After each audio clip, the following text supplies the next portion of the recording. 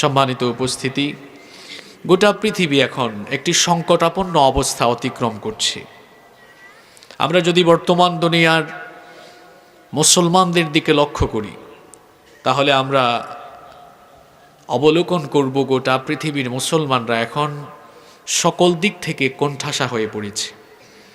মুসলমানরা আজ গোটা পৃথিবীতে অধিকার বঞ্চিত, লাঞ্ছিত, নির্যাতিত, নিষ্পেষিত, অধঃপতনের অতল তলদেশে মুসলমানরা আজ নিমজ্জিত হয়েছে।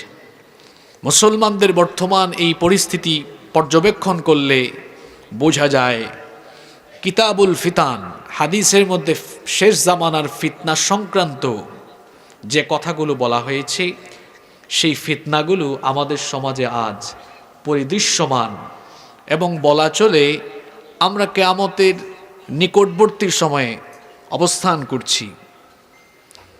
কিয়ামত আমাদের দরজায় কড়া নাড়ছে।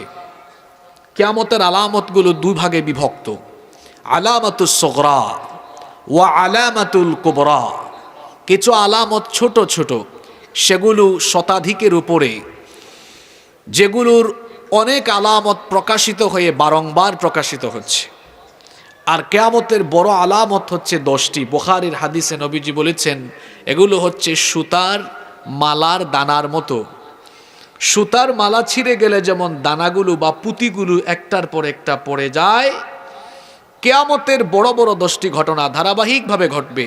একটি ঘটনা ঘটার পরে বাকিগুলো অটোমেটিকভাবে কিছুদিনের ভেতরে, কিছু সময়ের মধ্যে সেগুলো সংগঠিত হয়ে মহাপ্রলয়ঙ্কারী কিয়ামত অনুষ্ঠিত হবে।